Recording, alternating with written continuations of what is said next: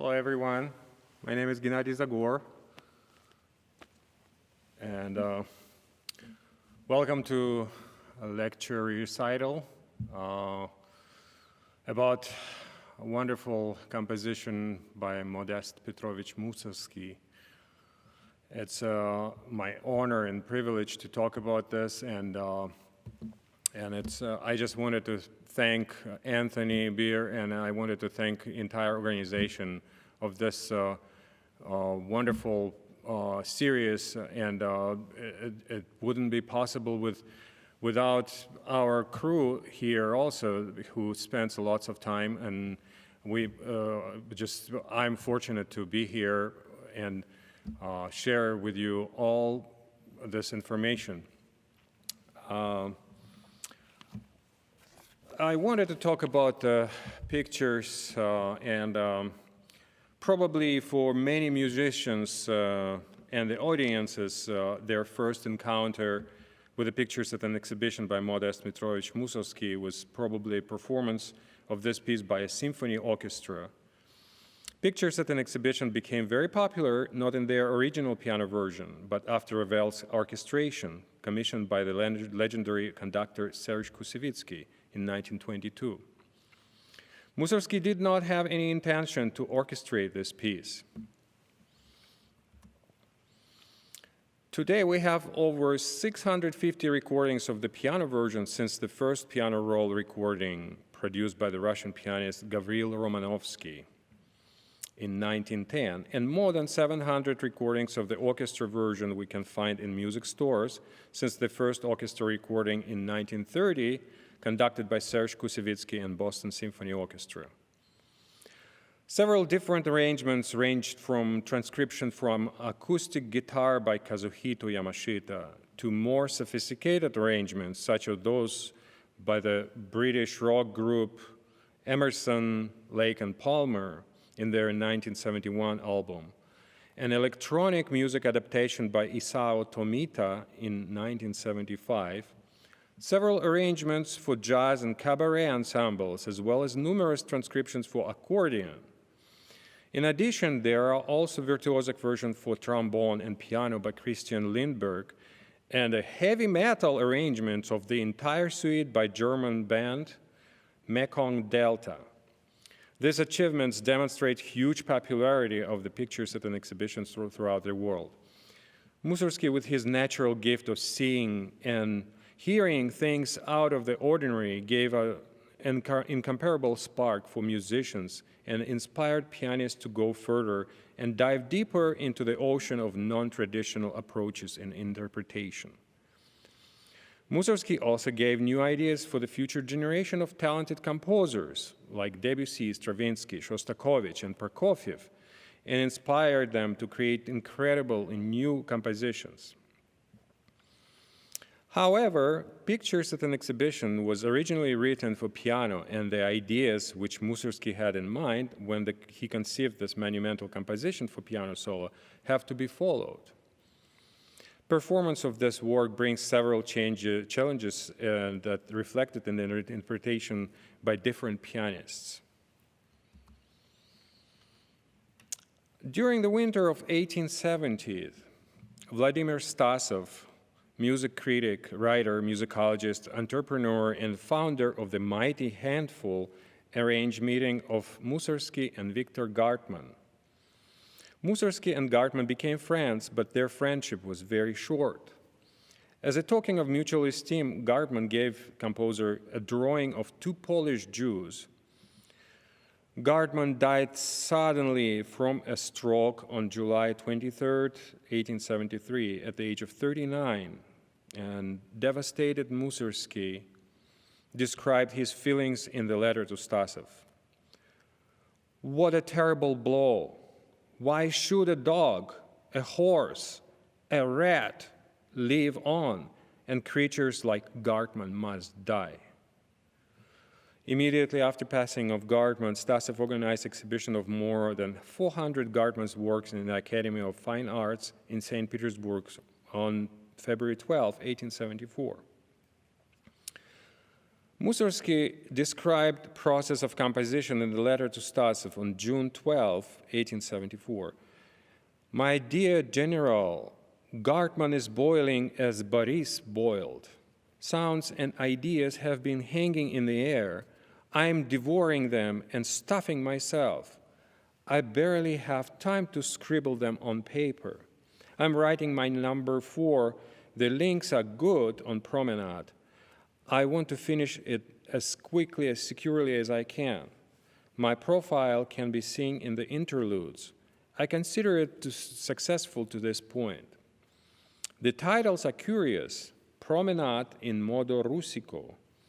Number 1, Gnomus, Intermezzo. The intermezzo is untitled. Number 2, Il Vecchio Castello, the Old Castle. Intermezzo also untitled. Number 3, Tuileries, the Dispute of Infants. Right between the eyes, number 4, the Sandomierska Bydlo,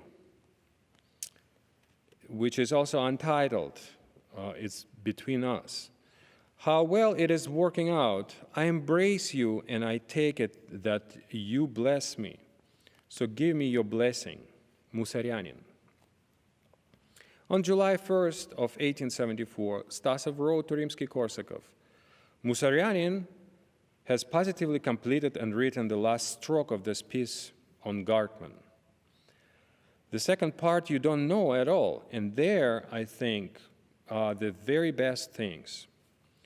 Mussorgsky composed pictures at an exhibition over a period of 3 weeks from June 2nd to June 22nd and dedicated to Vladimir Stasov.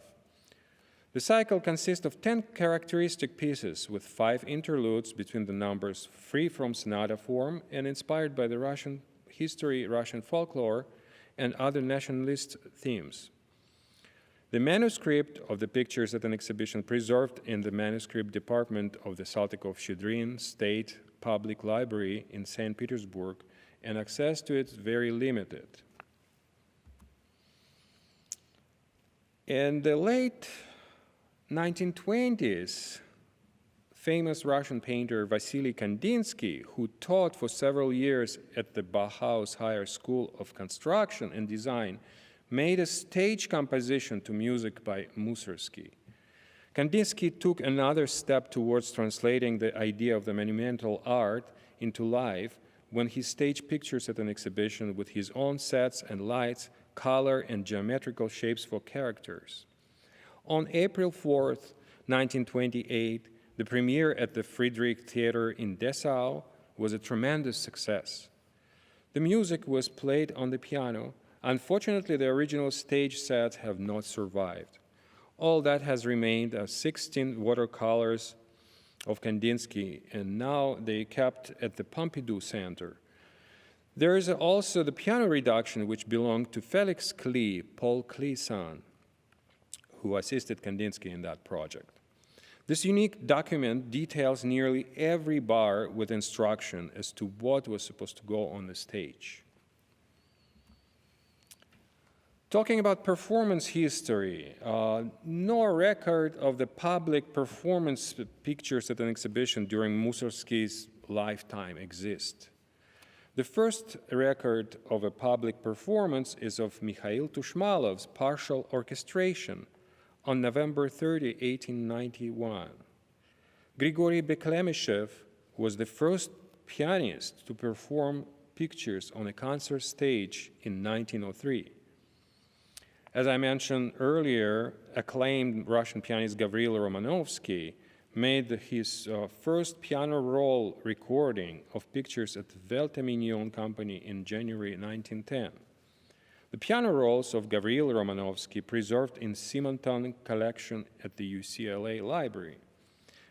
The pictures at an exhibition received American premiere in January of 1920 in Chicago by Sergei Prokofiev, who also recorded several movements on piano roll in 1923. The suite starts with Promenade, where Mussorgsky imagined himself roving through the exhibition, now leisurely, now briskly, in order to come close to a picture that had attracted his attention.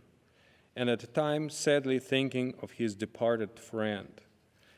Stasov commented that Mussorgsky depicts himself there as he strolled through the exhibition, joyfully or sadly, recalling the talented deceased artist. He does not hurry, but observes attentively.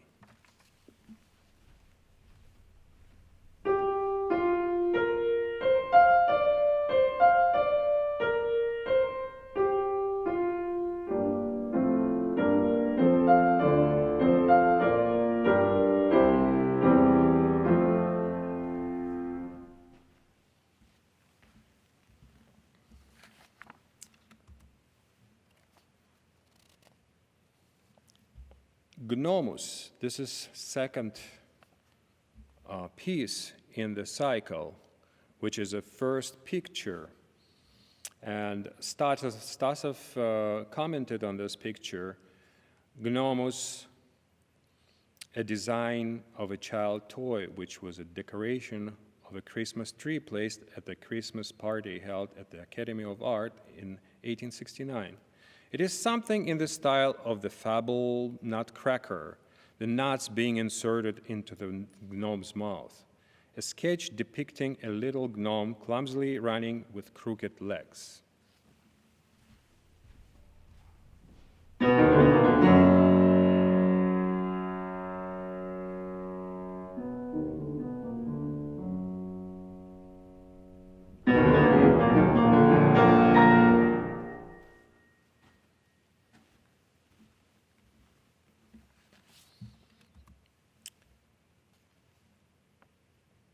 Next, we have promenade number 2, which immediately goes to the old castle. And Stasov's description there, a medieval castle before which a troubadour sang a song. There was no item by this title in the exhibition, but it presumably refers to one of several watercolors done on a trip of Gartman to Italy.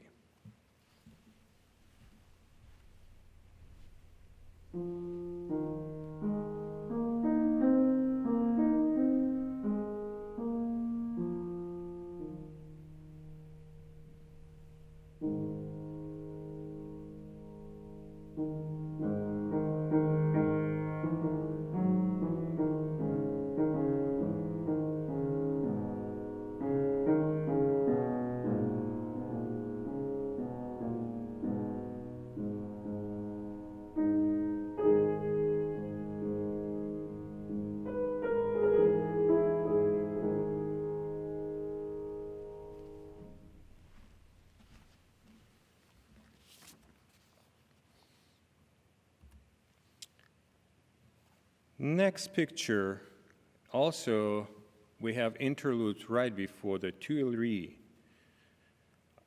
This number based on the lost picture of the gardens of Tuileries near the Louvre Museum in Paris. There are two themes here. First theme describes quarreling of the children, and second depicts the calming of the nurse. Stasov describes painting as a dispute of children after play, a walk in the garden of Tuileries with a group of children and nurses.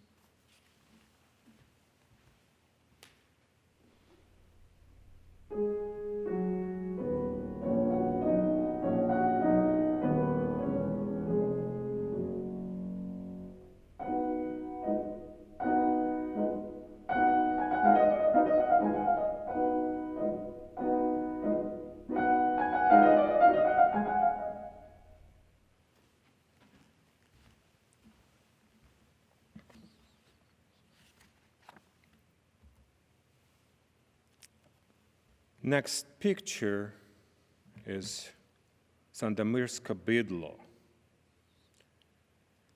Right between the eyes, Sandomierska bydlo. That was a description of Mussorgsky.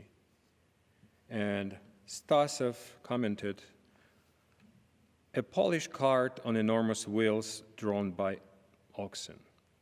The word bydlo is Polish and translated as a cattle, but in reality it represents Polish people suffering from tyranny.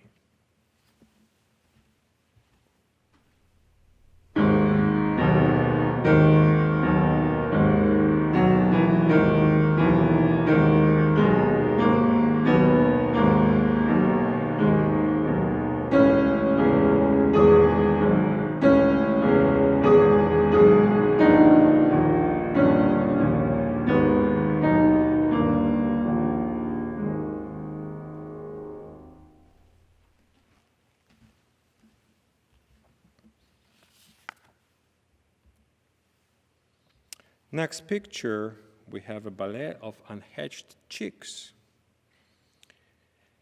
And also we have the fourth promenade that prepares us for this ballet.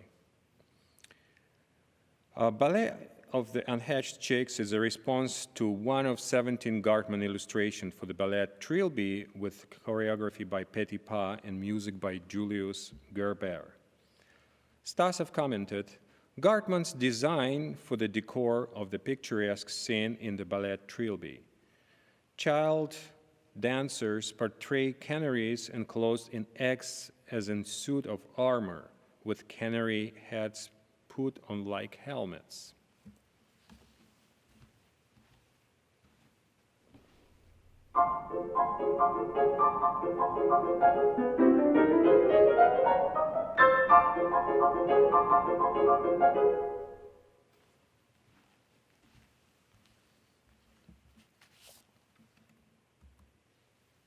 Next picture, we have Samuel Goldenberg and Shmuel.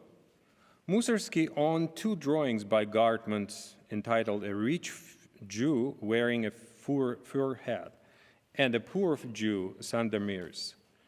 Mussorgsky described the process of composing this number in the letter to Stasov. In Odessa, it's a Ukrainian city, I went to holy services in two synagogues and was in raptures. I have clearly remembered two Israeli themes, one sung by the cantor, the other by the temple choir, the latter in unison. I shall never forget this. And Stasov's description and title, Two Jews, Rich and Poor.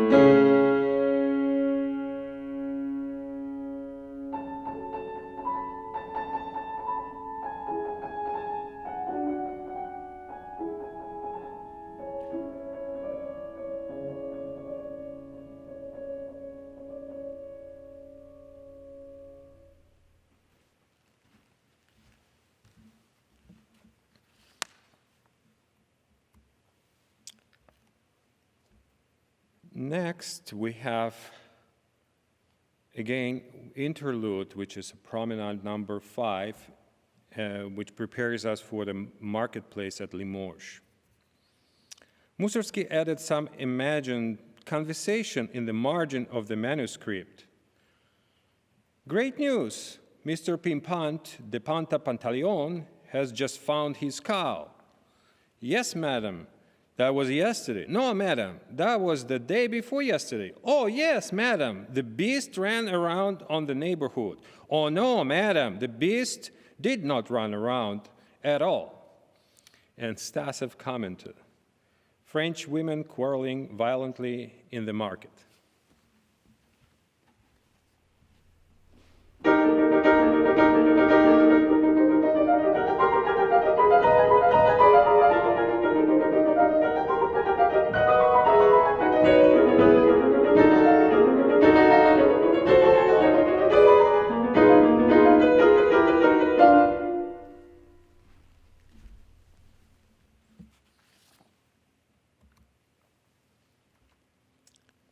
Next picture, catacombs. Mussorgsky wrote in the manuscript with a pencil, Latin text, with the dead in a dead language, and a Latin text would be fine. The creative genius of the late Gartman leads me towards the skulls and invokes them. The skulls begin to glow softly from within. Stasov's description, Gartman represented himself examining the Paris catacombs by the light of a lantern.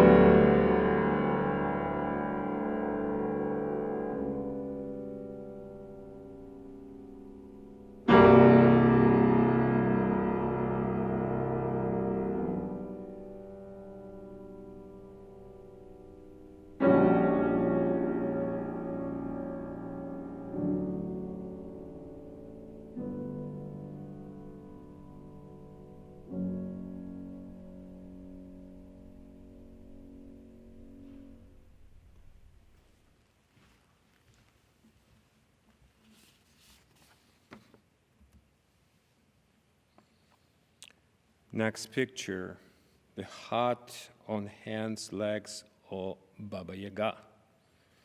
A clock in 14th century style in the shape of hat with rooster's head on the chicken legs done in metal. Mussorgsky associated this with the old witch Baba Yaga, who fly in a mortar in chase of her victims. And Stasov commented, Gartman's drawing depicts a clock in the form of Baba Yaga's hat on false legs.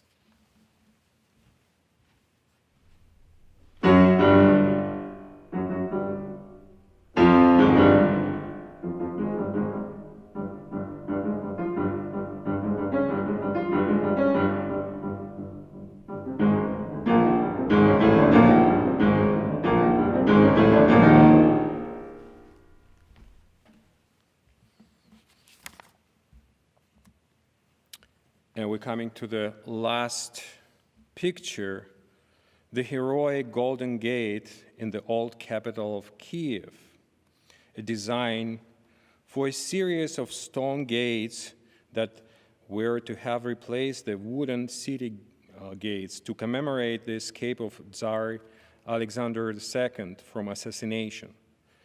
Stasov's description, Gartman's sketch was his design for city gates at Kiev in the ancient Russian massive style with a cupola shaped like a Slavic helmet.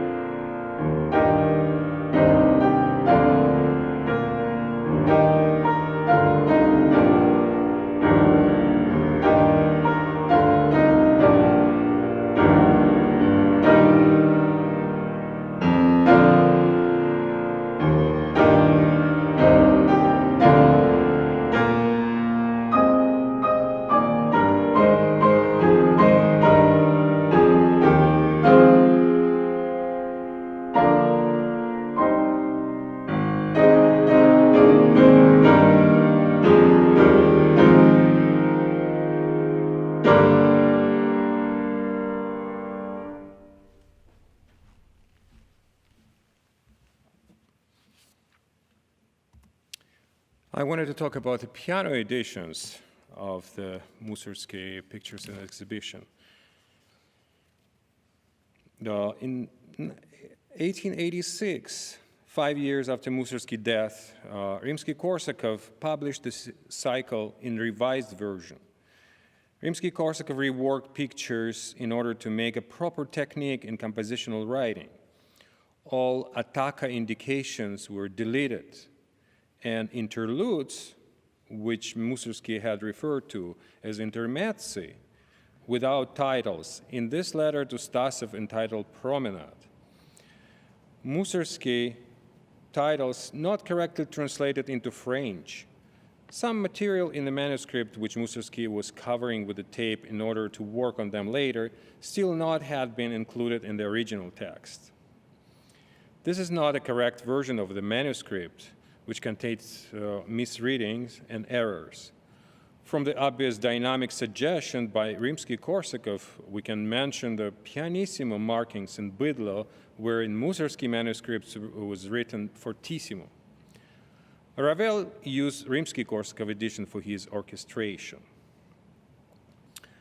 Next, we have Otto Gustav Thümer edition based on Rimsky-Korsakov, published in 1914 in London. This edition, with annotations and suggestions by Una Artevelde Taylor, concentrates on fingerings and tempo markings. Occasionally, we can see different dynamic markings which suggested by the melodic and harmonic developments.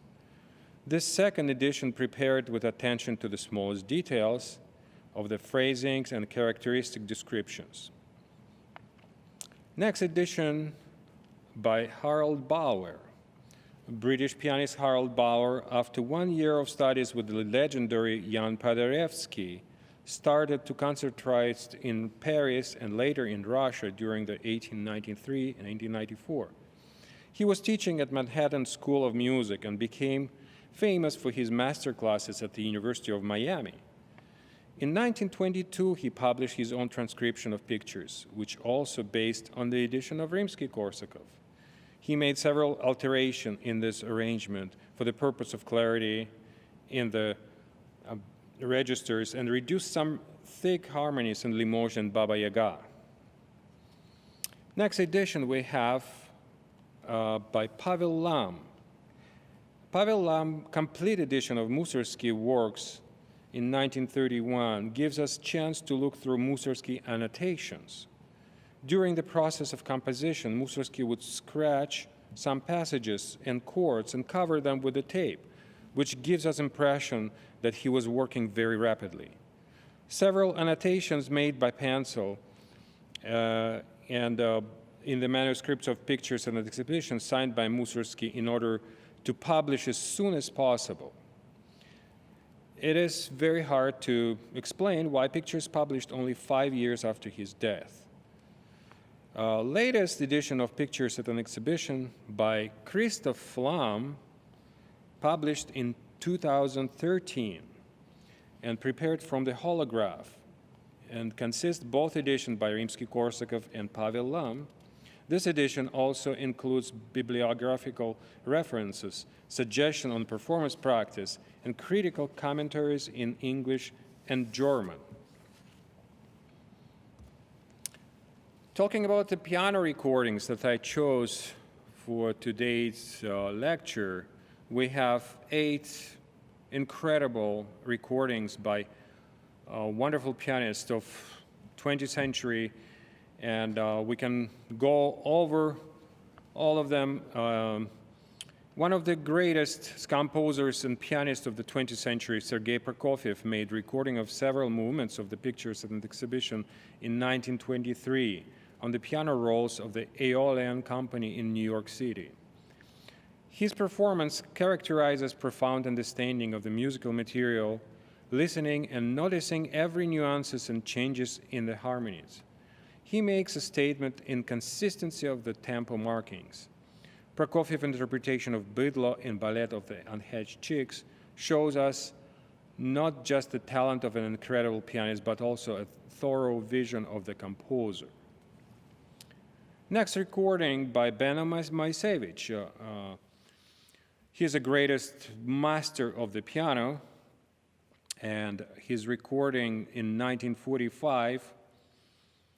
After that recording, Pictures at an Exhibition were taken very seriously by the pianists of the next generation.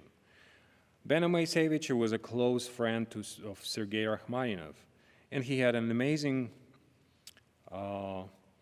understanding of the style and elegant touch on the piano.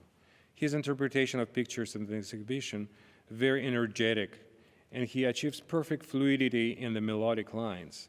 He brings natural feeling of singing on the piano and beautiful colors throughout the entire cycle. The dynamic contrast that he brings to his interpretation reminds us an orchestral sound. Beno Moisevich is a true artist with a tradition of Russian piano school, and his approach to interpretation of Pictures at an Exhibition very deep and emotional.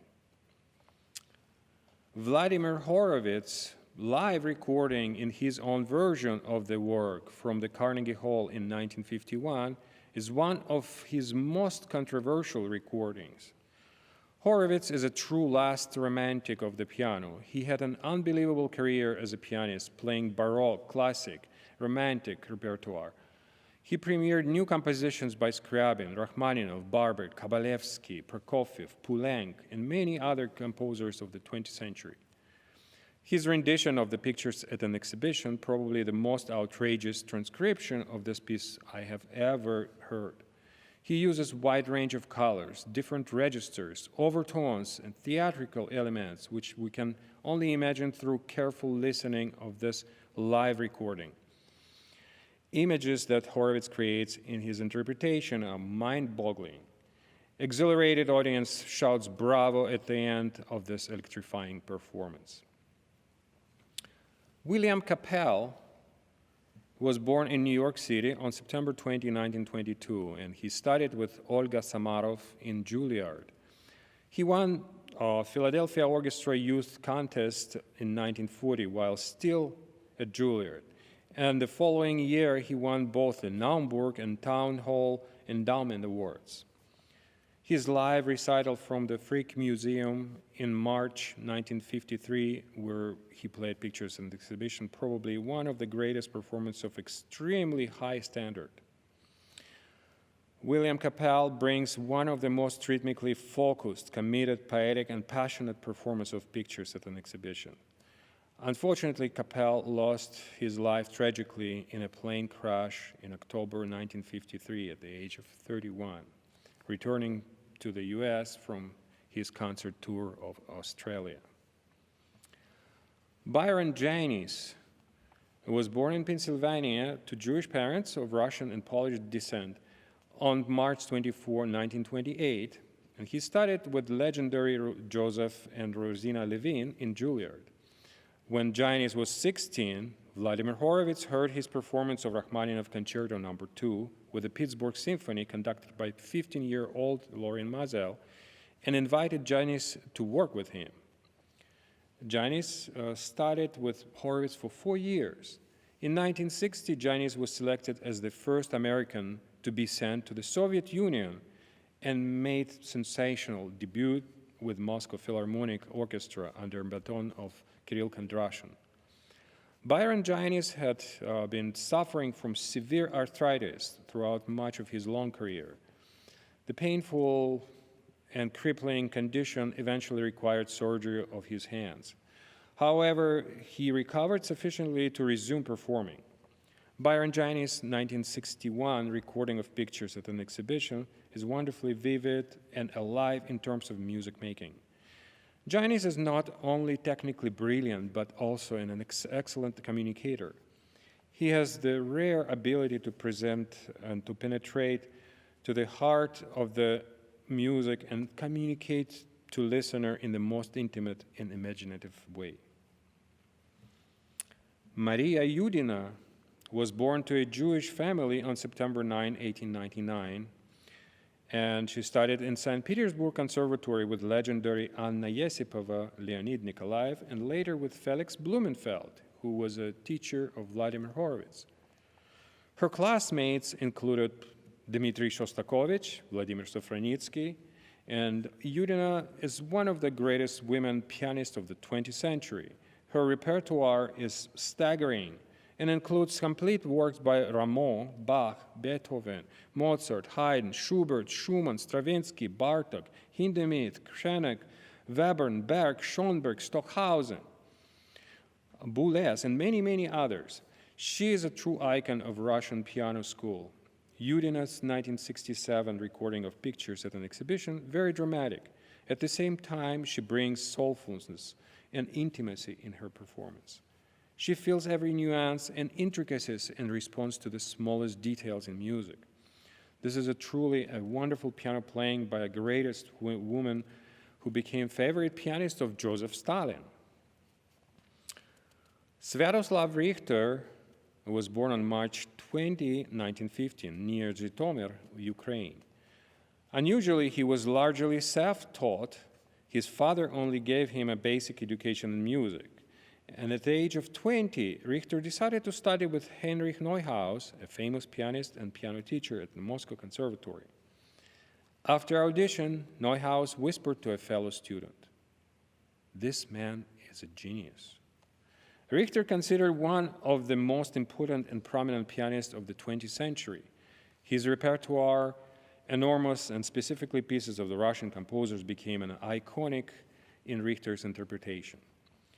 Richter's 1968 performance of the pictures at an exhibition recorded by the BBC in front of an audience in London Kingsway Hall characterizes of incredible mastery and intimate approach to the piano. He develops feeling wide transparency of gigantic ocean and able to think through and connect promenades with pictures, giving us illusion of hypnotic experiment. Pictures at an exhibition grow from the first note in Richter's interpretation, and we're under impression that this monumental piece of art will never end. It is like a Leo Tolstoy's War and Peace, with the full development of a drama and glory of a Russian spirit. Alexander Toradze was born in Tbilisi, Georgia in 1952, and he entered Tbilisi Central Music School and made his orchestral debut at the age of 9. He continued his study at the Tchaikovsky Conservatory in Moscow under Yakov Zak, Boris Zemlyansky, and Lev Naumov. In 1977, he won silver medal at the 5th Van Cliburn International Piano Competition in Fort Worth, Texas. Alexander Toradze brings technical finesse and colorful imagination into the pictures at an exhibition in his 1989 EMI recording. Champion of Russian repertoire, he analyzes every detail in this composition and makes valuable contribution to the transcription of pictures at an exhibition. His beautiful tone on the instrument and kaleidoscope of sound creates unparalleled images for every picture. Toradze discovers beautiful world of colors and reflection in his interpretation.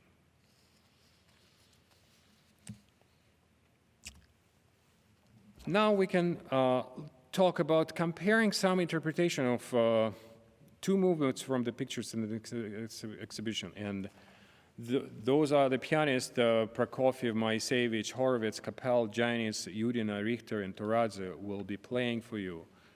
And I hope you will enjoy their performances.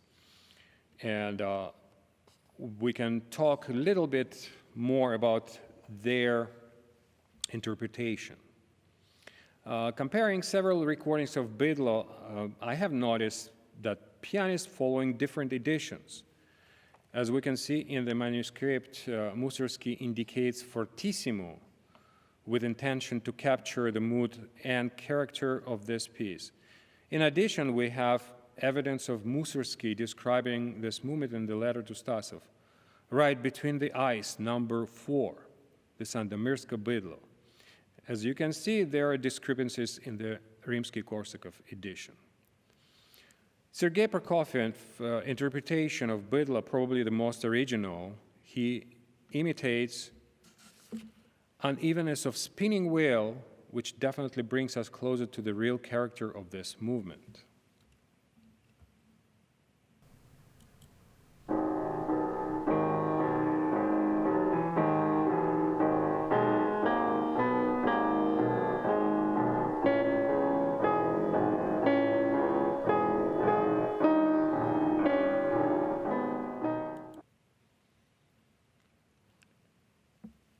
Beno Moisevich interpretation closer to the Rimsky-Korsakov edition. He starts pianissimo and takes slow tempo, makes gradually crescendo and speeding up the tempo towards the climax. In the bar of 19, he changes harmony. In the bar 38, he plays full chords instead of octaves. In the bar 42, he plays basses identically to a bar 5. And finally, in the bar 51, he plays D sharp in the right hand on the second beat instead of first. Let's listen Moisevich recording.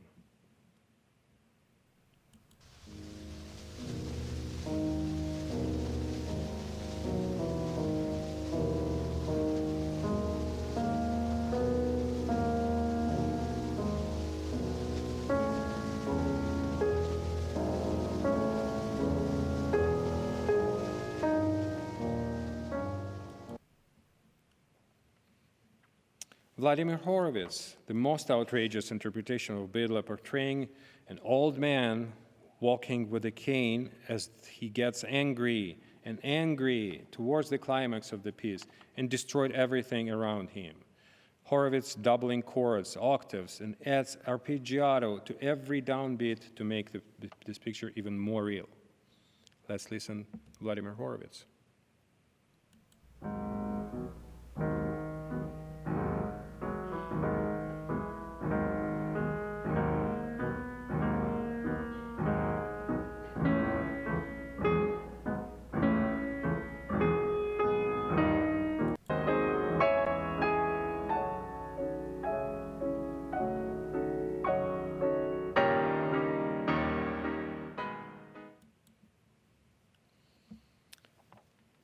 William Capell starts piece fortissimo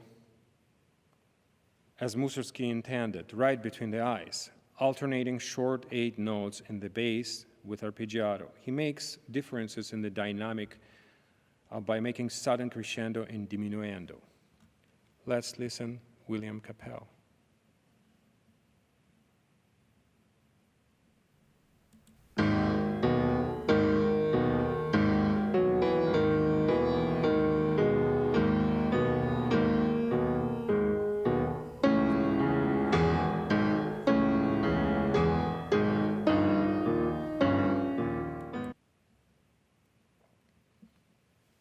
Byron Janis starts Bidla with pianissimo, but gradually making crescendo.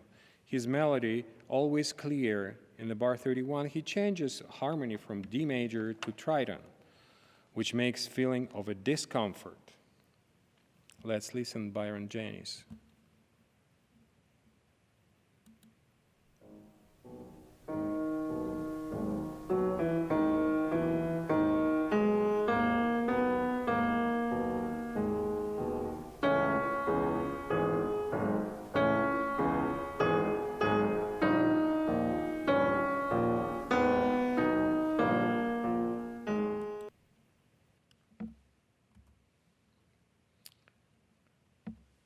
Maria Yudina plays even slower and heavier than Moisevich, but she starts also with fortissimo and makes extensive rubato in the bars 32 and 34. She follows the diminuendo markings of Mussorgsky and making sforzando in the bar 35.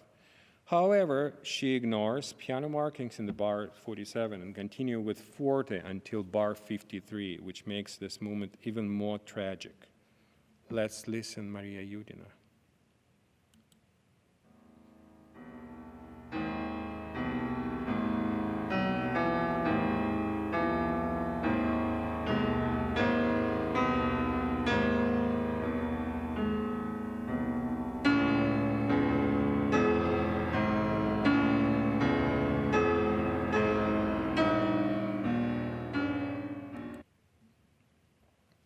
Sviatoslav Richter, always truthful to the text and plays consistently in terms of the tempo and dynamic markings throughout the whole movement.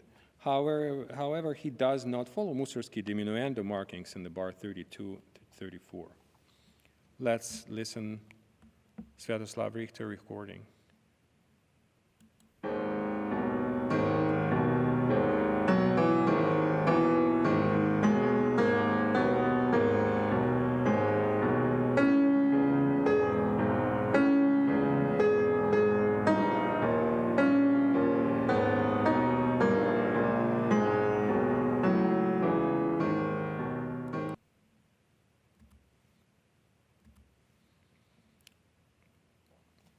Alexander Toradze playing very short 8 notes octaves in the bass line, but at the same time he manages to hold the other notes in the chords in order to save melodic line.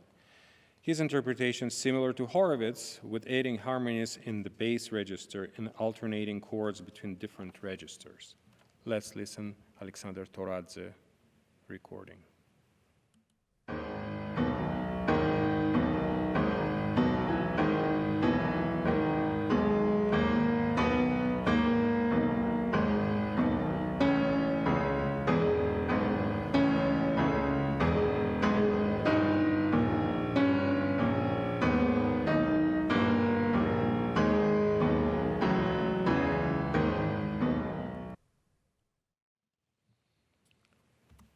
Now we have another 8 recordings of the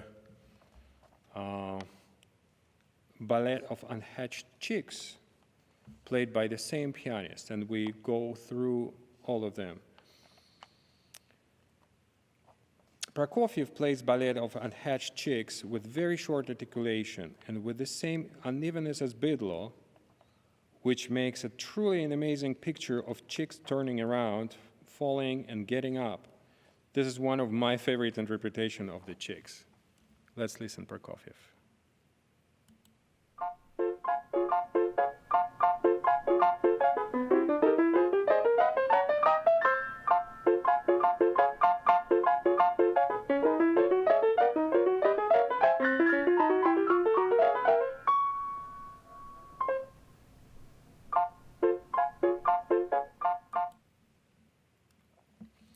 Beno Moiseievich interpretation, closer to the Rimsky-Korsakov edition. And his vivid interpretation makes this movement even more interesting. His light touch on the piano reminds us of the virtuoso technique of students of Franz Liszt.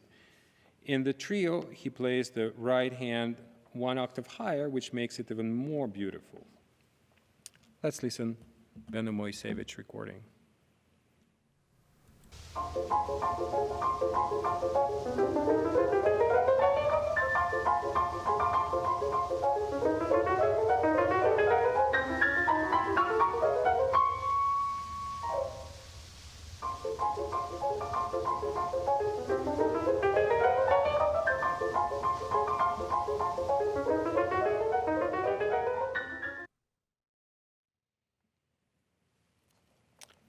Vladimir Horowitz, with his amazing fantasy, makes this movement as if we have hundreds and hundreds of these chicks, especially in the trio. You literally can imagine that he has 3 or 4 hands at the same time playing all these notes. Let's listen, Horowitz recording.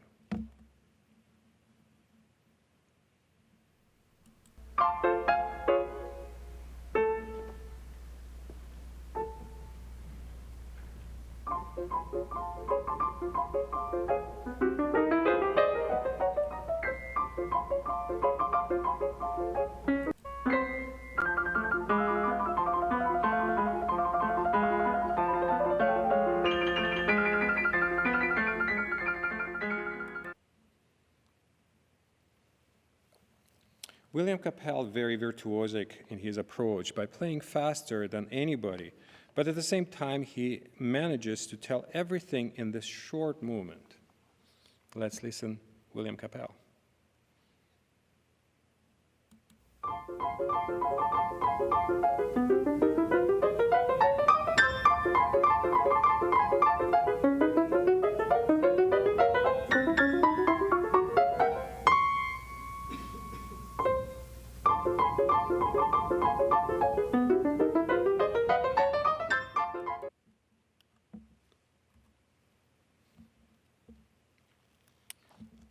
Byron Giannis'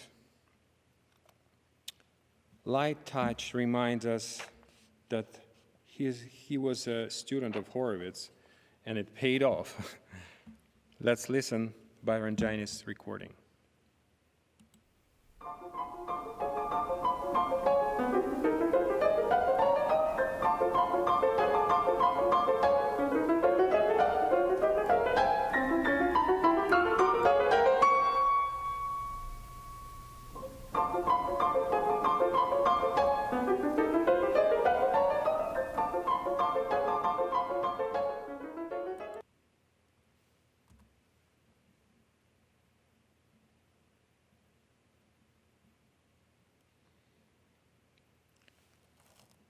Maria Yudina interpretation shows more clumsiness of these chicks. She ignores Mussorgsky pianissimo markings, and she delays some phrases in trio, which also makes these chicks very vivid.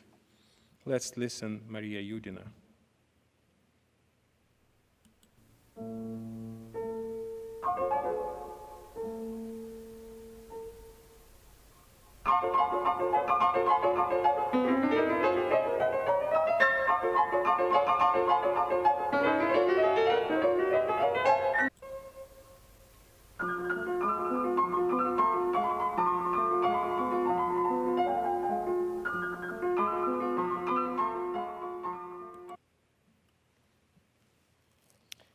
Richter, again, is very truthful, as always, in his approach, but as always, we cannot stop listening his interpretation.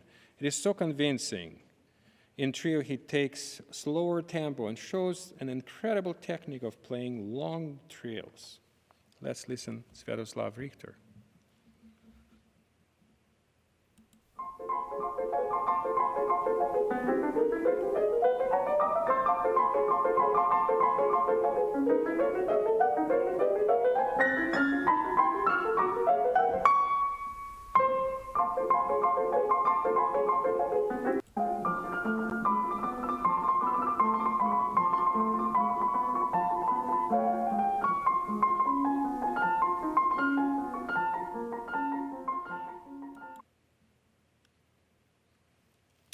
Alexander Toradze again brings all his forces and fantasy to make this ballet very real. His interpretation combines at least three interpretations, but at the same time, he puts his own stamp on it with unexpected turns. Let's listen Alexander Toradze.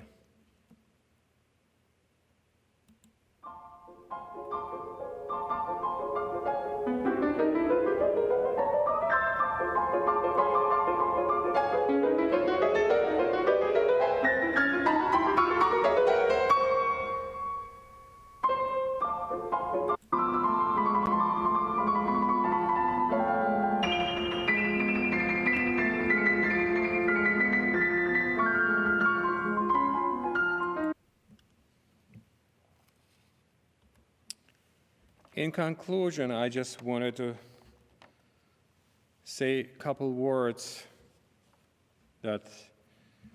about Mussorgsky pictures at an exhibition. It's a very demanding and complicated piece of art with its philosophical turbulence and technically virtuosic approach. By comparing and analyzing recordings, we're opening new doors for interpretation where there are no winners or losers and there are no wrong or right decisions. It is a constant process of searching and finding new things in Mussorgsky's greatest piano composition. Interpretation of pictures at an exhibition always will be fresh because genius of Mussorgsky was out of ordinary. An authentic and sincere interpretation that would capture the audience's attention requires more than knowing how to play the instrument, possessing brilliant technique, and being familiar with music history. A pianist's musical curiosity, personal ingenuity, and interpretive originality are the key element in finding one's individual artistic voice and creating distinctive tone when performing such universal works as Mussorgsky pictures in an exhibition. No one could describe Mussorgsky's genius better than Tchaikovsky did in his letter to Nadezhda von Meck. As far as talent is concerned, Mussorgsky is the most important of them all. But he never seeks perfection. He is convinced of his own genius and seems proud of his ignorance. But truly, his absolutely original talent is shown everywhere in his music. He speaks a new language. Pianists of 20th century will always be inspired and interested to explore new ideas of this monumental composition, and their different interpretation will help us to understand a new language of Mussorgsky. One of the greatest pianists of 20th century, Sviatoslav Richter, commented in his memoirs on the pictures at an exhibition.